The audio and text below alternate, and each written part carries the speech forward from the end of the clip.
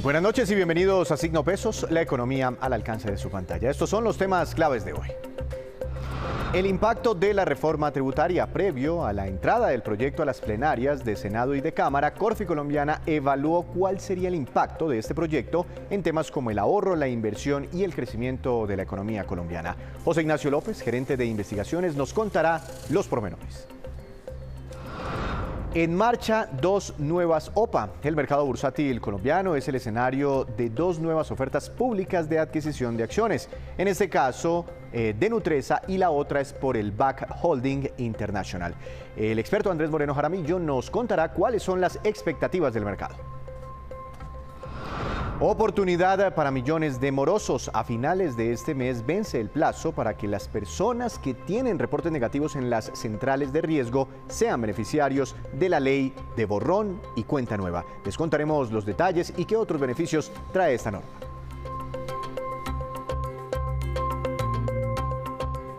Comenzamos esta emisión hablando de la reforma tributaria y del trámite que surtirá la próxima semana ya en las plenarias tanto de Senado como en la Cámara de Representantes. Sobre el tema hay un nuevo estudio de impacto realizado por Corfi Colombiana. Doctor José Ignacio López, director de investigaciones económicas de esta entidad de Corfi Colombiana. Buenas noches, bienvenido a Signo Pesos. ¿Cómo le ha ido?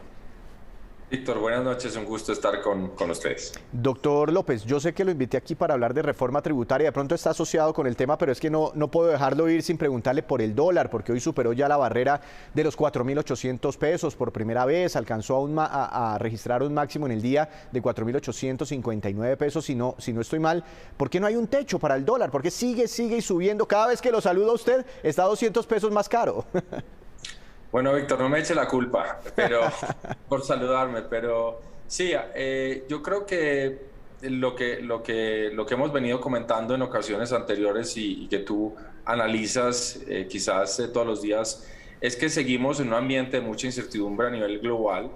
La semana pasada las reuniones conjuntas del Fondo Monetario con el Banco Mundial, a las cuales asisten muchos manejadores de portafolio, inversionistas, agentes económicos, pues dejaron un sinsabor muy fuerte. El mensaje fue muy claro por parte del Fondo Monetario de una economía a nivel global que se estaría desacelerando fuertemente, con una posibilidad de recesión en varias jurisdicciones importantes, claramente en Europa, una posibilidad de recesión en Estados Unidos. Entonces yo diría que las personas, muchos manejadores de portafolio que volvieron a la oficina esta semana, pues se llevaron ese mensaje de una economía global digamos casi que en caída libre, y eso hace que haya un efecto muy claro de precaución, buscar el dólar como moneda de refugio.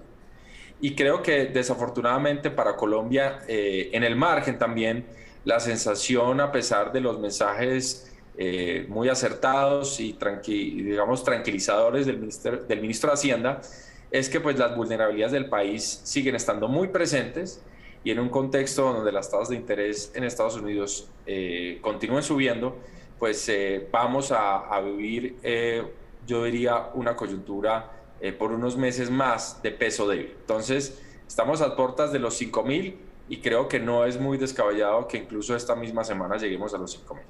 ¿Y por qué? O sea, digamos, ya se ha decantado todo eso que usted me ha comentado, lo que ya dijo el Fondo Monetario, la inflación, etcétera, los mensajes del gobierno nacional. ¿Por qué entonces el dólar tendría un impulso adicional, inclusive para llegar a casi los 5.000 o superar los 5.000 pesos?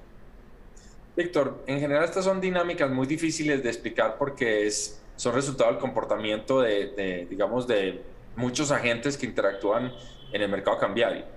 Lo que es cierto es que cuando hay la sensación de pérdida, por ejemplo, de confianza o de un panorama difícil o retador, pues digamos se genera como una reacción en cadena donde pues mucha gente no quiere ser la última en la fiesta. Entonces empieza un efecto de precaución y pues eso hace que tengamos unos movimientos volátiles. Pero hay que decirlo, también no es descabellado, que eventualmente tengamos alguna corrección en un mercado que lleva ya varias jornadas con devaluaciones, alcanzando máximos.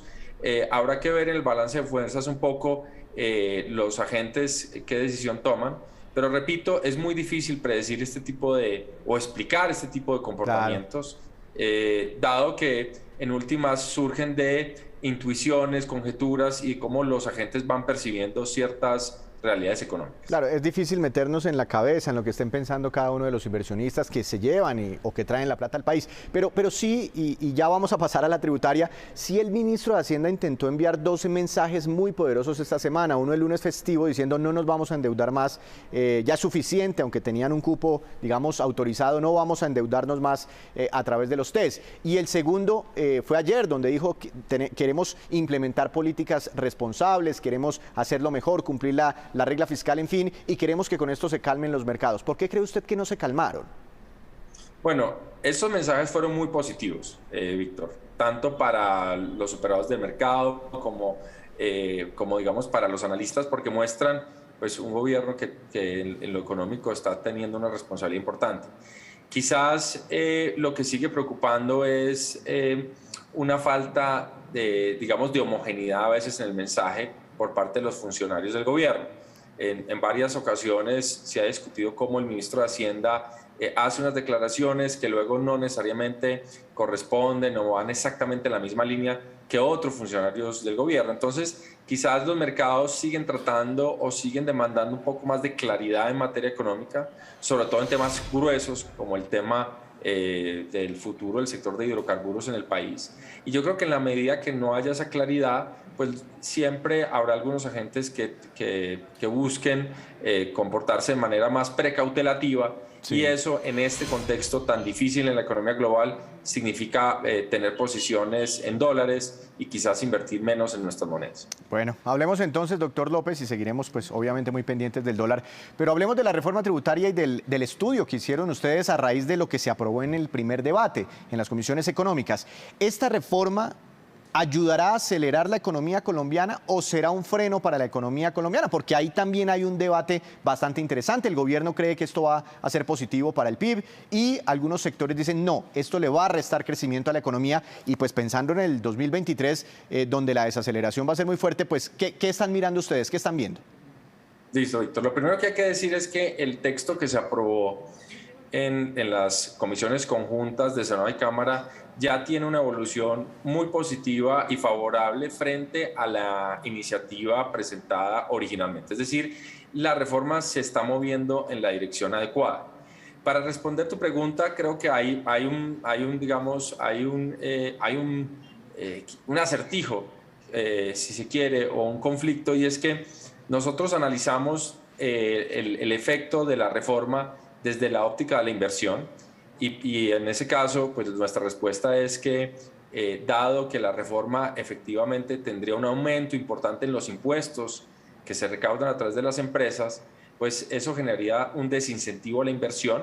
Nuestros cálculos sugieren que la inversión como porcentaje del PIB como consecuencia de esta reforma en el mediano plazo caería de un 23% a un 21%, tomado lo demás constante.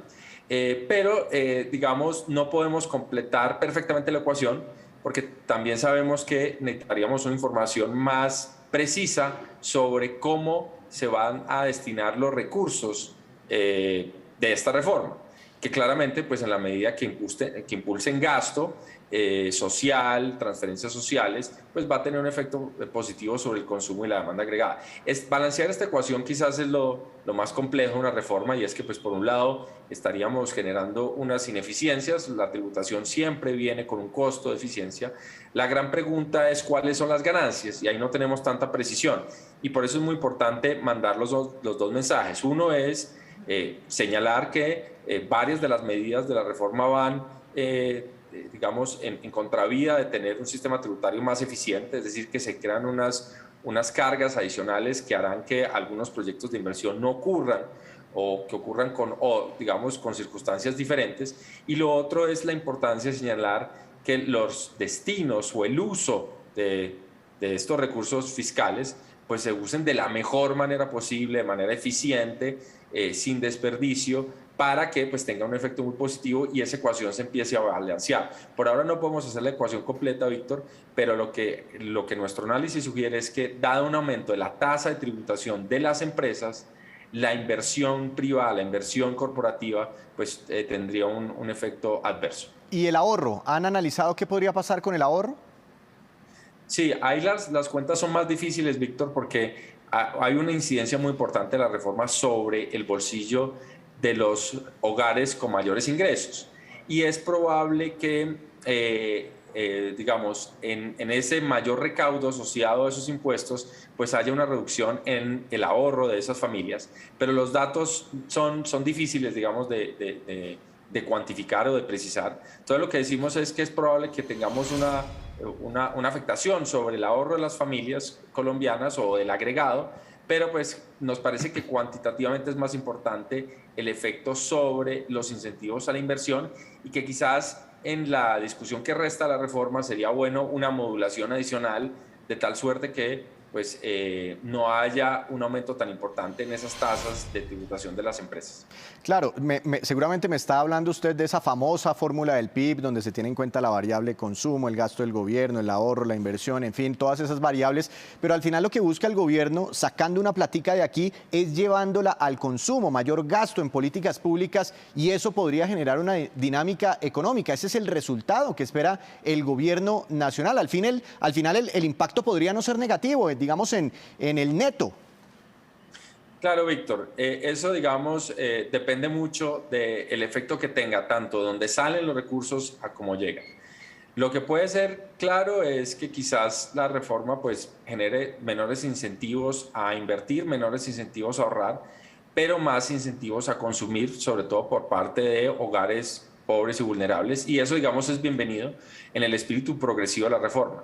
Pero, como todo, digamos, en esta ingrata tarea de la economía, el éxito está en lograr un equilibrio, porque lo que sabemos, Víctor, es que nuestra economía, la economía colombiana, está creciendo básicamente a punta de mayor gasto de los hogares, y nuestra deficiencia más importante y lo que nos genera esa vulnerabilidad, que es lo que tienen los inversionistas y al dólar tan nerviosos, es la falta de ahorro que tenemos en Colombia y unas tasas de inversión también relativamente bajas.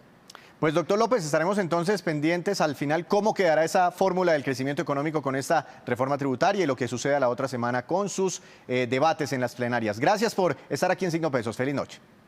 Muchas gracias, Víctor. Feliz noche. A propósito del Congreso de la República, nos vamos con esta, que es la cifra económica del día, aprobada recientemente por el Legislativo. 405,6 billones de pesos y corresponde al monto del presupuesto general de la Nación que fue aprobado al gobierno para el año 2023. Este presupuesto tuvo un aumento, según lo autorizado por el Congreso, del 15,1% frente al presupuesto de este año 2022. Además, equivale al 27,7% del Producto Interno Bruto. Según informó el Ministerio de Hacienda, 74 billones de pesos irán a proyectos de inversión social. Hacemos una breve pausa, pero cuando regresemos espere detalles de la ley de borrón y cuenta nueva que le permitirá salir de las centrales de riesgo. Ya les contamos.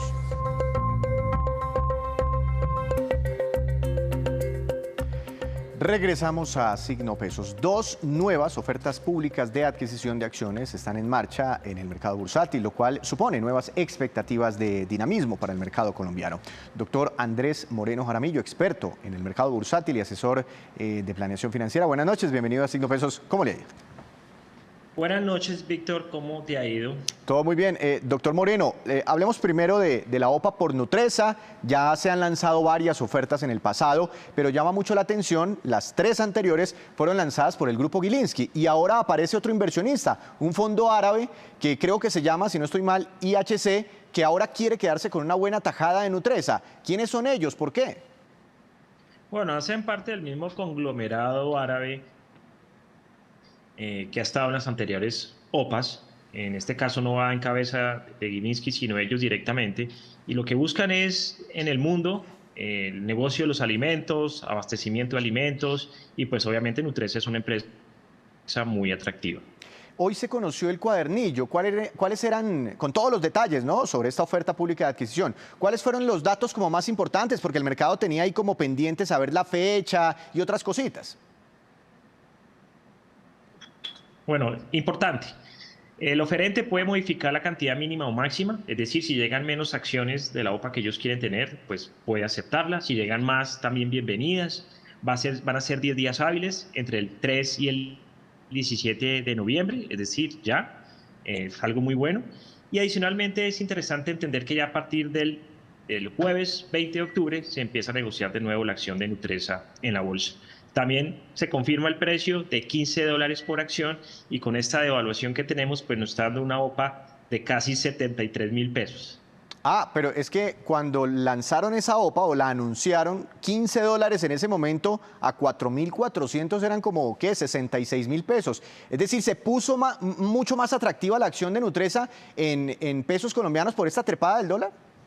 Así es, está en dólares denominada, entonces se ha subido un 10%, lo cual vuelve mucho más atractiva la transacción y en especial para Grupo Sura y Grupo Argos, que son los máximos accionistas y si deciden vender, reciben una cantidad de dinero que cae muy bien en esos momentos de altas tasas de interés y de recesión mundial para el año 2023. La acción de Nutresa nunca en la bolsa de valores ha estado por encima de los 70.000 pesos, 71.000 pesos por acción. ¿Cree usted que Sura esta vez y los accionistas del GEA, que son, digamos, tienen una parte importante dentro de Nutresa, en esta oportunidad sí tendrán motivos para vender? Lo tienen que estar pensando muy bien, Víctor. Mira, Grupo Sura es una compañía cuya capitalización bursátil, o cuyo tamaño vale 20 billones de pesos. Si deciden vender a este precio Nutresa, recibirían 11,7 billones de pesos. Más de la mitad del tamaño de la empresa estaría en caja. Eso le va a servir muy bien a los accionistas ordinarios y preferenciales que se tienen que nutrir del valor de la compañía. Recordemos que el Grupo Sura Preferencial tiene todavía 11.000 accionistas preferenciales, entre ellos fondos de pensiones y fondos extranjeros, y la acción ordinaria todavía tiene 4.500 accionistas.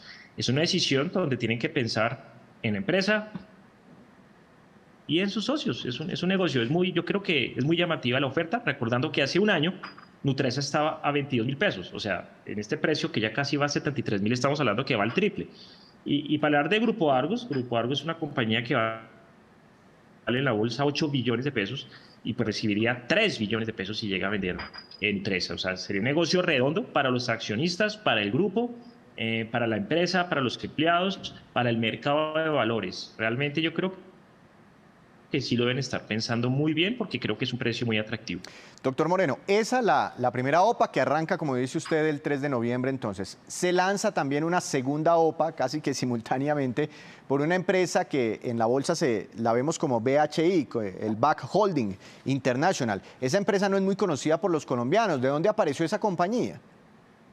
No, es una compañía nueva, es una empresa, digamos, nueva en la bolsa. Es un banco del cual hacía parte el Grupo Aval, Banco de Bogotá, Banco Occidente, tenían una participación allí bien importante. Lo que hicieron fue una decisión en Grupo Aval y el Banco de Bogotá y crearon, digamos, este emisor en la bolsa en Colombia. Es un emisor que nació en abril de este año, nació con una OPA de una vez, ya va la segunda. No ha tenido mucho protagonismo. Hay que recordar que los accionistas de esa empresa vienen de accionistas de Grupo Aval y de accionistas del Banco de Bogotá y pues el 70% de las acciones las tiene el Grupo Sarmiento Angulo y 25 socios tienen el 90% de la empresa. Lo que va a terminar haciendo es recogiendo todo lo que estaba flotante y seguramente muy pronto también se deslistará del mercado. Pero entonces, esa empresa nace para agrupar algunos negocios del Grupo Empresarial Sarmiento Angulo, que estaban antes con el Grupo Aval y el Banco de Bogotá, la listan en bolsa. ¿Y quién está lanzando esa OPA? ¿Quién quiere quedarse con esa compañía? La está lanzando la primera OPA, el Grupo Aval a través de una compañía de ellos, que es Redifin, y en ese segundo caso también es una compañía asociada a Sarmiento Angulo. El Sarmiento Angulo no directamente con el Grupo Aval, pero sí a través de sus empresas. Ah, entiendo. Bueno, ¿y cómo cree usted que estas dos ofertas le peguen al mercado, ¿no? Porque si me ayudan en producción, hemos visto este año cuando listamos todas las empresas, todas las acciones hacemos una lista, solo muy poquitas están en verde y el resto están en rojo. Verde es cuando han ganado precio, ¿no? Y rojo es cuando se han comportado mal. ¿Esto le puede dar dinamismo al mercado de capitales colombiano? Claro que sí, estamos en un contexto y en una incertidumbre impresionante, no solo local, sino también internacional. Los accionistas pueden aprovechar para vender a muy buenos precios porque las ofertas son por encima de los valores que están en la bolsa. Pueden tomar esa liquidez, pueden rotar hacia otras posiciones o otras acciones que estén más baratas. Y en ese momento, con tasas de interés altas, con una posible recesión que se viene en el mundo el próximo año, con incertidumbre tributaria, económica, política, realmente es una transacción muy interesante. Las reglas de juego están dadas y las condiciones no son las mismas de hace un año, cuando más o menos hace 11 meses se lanzó la primera OPA. Así que yo creo que le va a dar mucho dinamismo al mercado de capitales, por supuesto. Ojalá esa liquidez de los vendedores se quede en el mercado en otros títulos. Yo le quiero hacer una última pregunta, doctor Moreno, sobre la OPA de Nutresa, sobre la que empezamos a hablar. En este momento Nugil, que es digamos, la empresa vehículo que permitió al grupo Gilinski quedarse con más del 30% de Nutresa, Nugil pues tiene esa participación, un poquitico más del 30%. Y los árabes están intentando quedarse con un 30%, un 31% también. ¿Es posible que entre ellos dos terminen controlando a Nutresa y por ende controlando a todo el grupo empresarial antioqueño? A través de Nutresa no se controla el grupo empresarial antioqueño. De hecho, si Grupo Sura y Grupo Argos deciden vender, lo que hacen es que aíslan a Nutresa del grupo empresarial y sigue Grupo Argos dominando a Cementos Argos y a Celsia, sigue Grupo Sura dominando a Grupo Argos y a Bancolombia, y no lo podría controlar desde Nutresa. Pero sí, es una oferta muy atractiva, obviamente va en busca de que los principales accionistas del GEA vendan y realmente lo deben estar pensando. Claro, no, se lo preguntaba porque pues además ya el grupo Gilinski tiene una participación importante dentro del grupo Sura, ¿sí? Y todas estas compañías tienen participaciones cruzadas, entonces es posible que ya tengan por lo menos un control importante los nuevos dos accionistas sobre el GEA. Será muy interesante, ¿no? Al final esta movida y estaremos muy pendientes, doctor Moreno. Muchas gracias. A ti, Víctor, por la invitación. Que esté muy bien. Son las dos noticias económicas del día, bueno, por lo menos para el mercado de acciones de nuestro país. Otra breve pausa, pero ya les contaremos la historia de una de las compañías de productos lácteos más emblemáticas del país, contada por su propio presidente. Ya volvemos.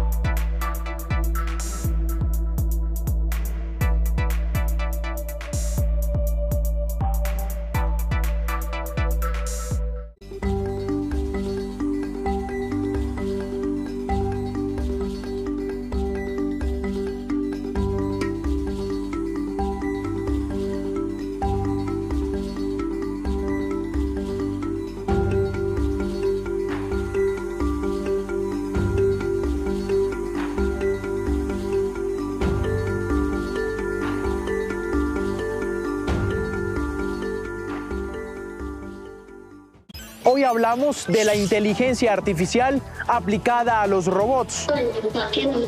Llevamos un año acercándolos al mundo digital, para que conozcamos juntos lo mejor que trae el mundo de la tecnología, la ciencia, viendo cómo el entorno es distinto. El sexto dedo robótico. Síguenos en esta constante evolución en la que vivimos. Muy feliz, ya llevamos un año juntos, ustedes ahí en sus pantallas. ClickTech en Noticias Caracol ahora.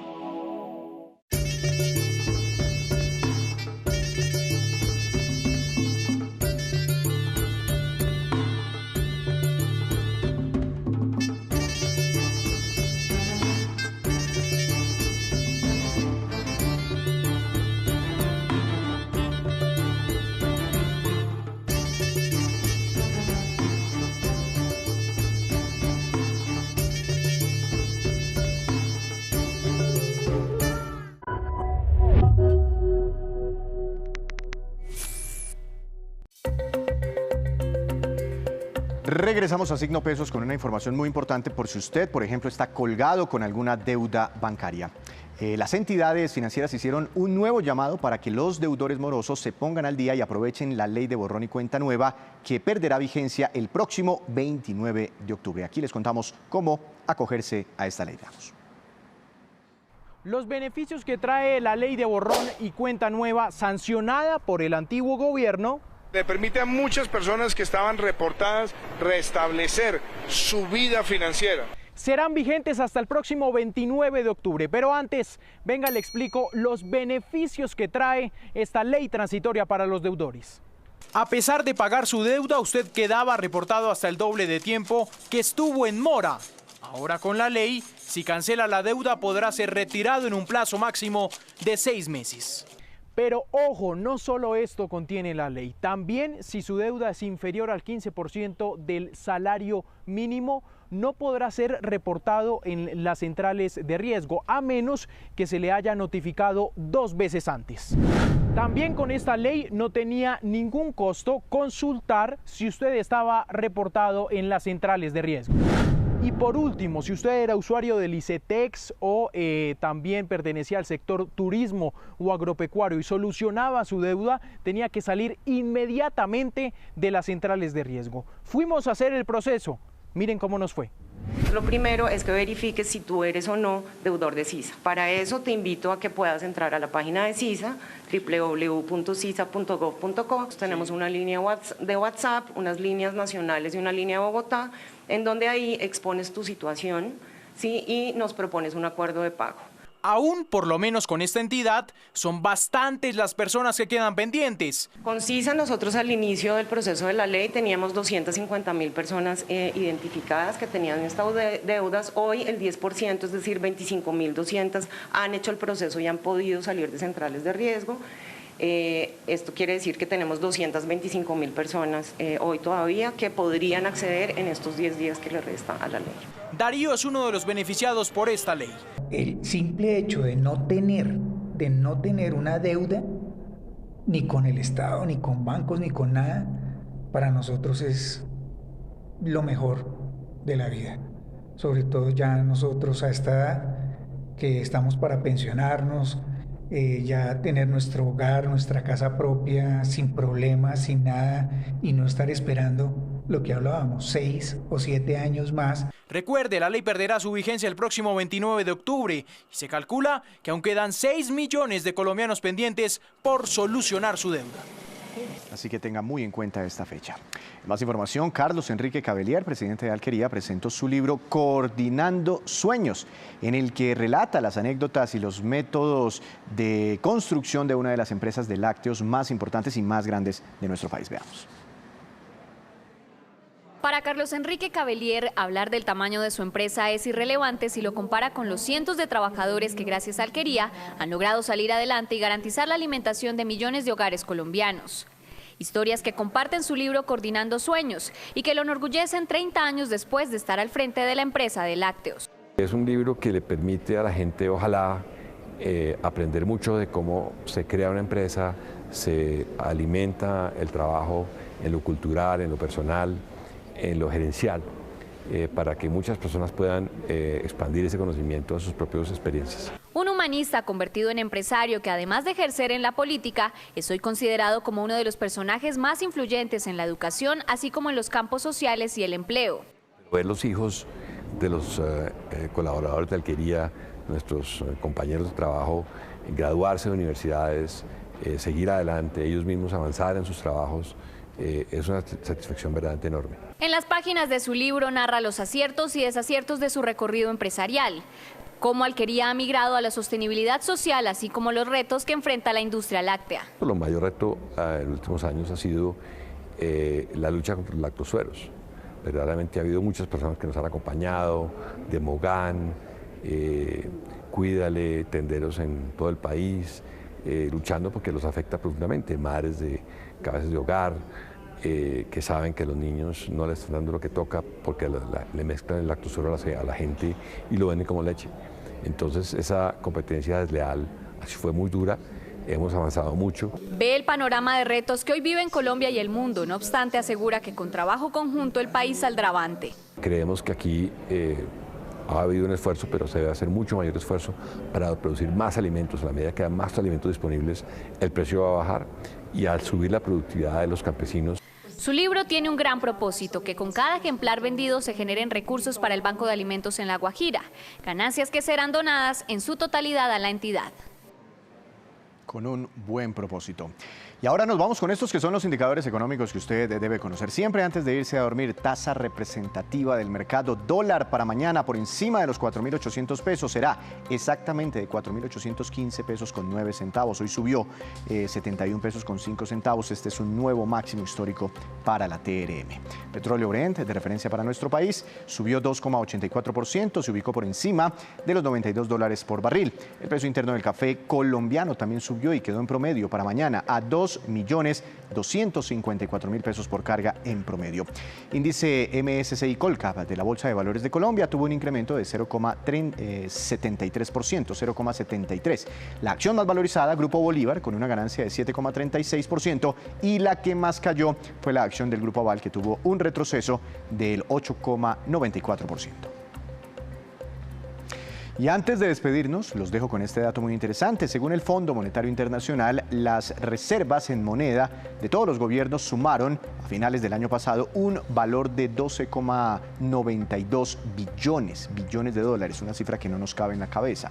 Y las monedas de reserva más usadas son las siguientes y en este orden. En primer lugar, el poderoso dólar estadounidense, que representa más del 58% de las reservas totales. En segundo lugar, el euro, 20,6%. Luego está el yen japonés, 5,5%. También está la libra esterlina, 4,8%. Después el yuan chino, 2,8%. Y el dólar canadiense también está en este ranking con el 2,4% de las reservas monetarias mundiales. Así terminamos por hoy. Los esperamos mañana con una nueva emisión y con toda la información económica que usted necesita saber. Esto es Signo Pesos, la economía al alcance de su pantalla. Que tenga una feliz noche.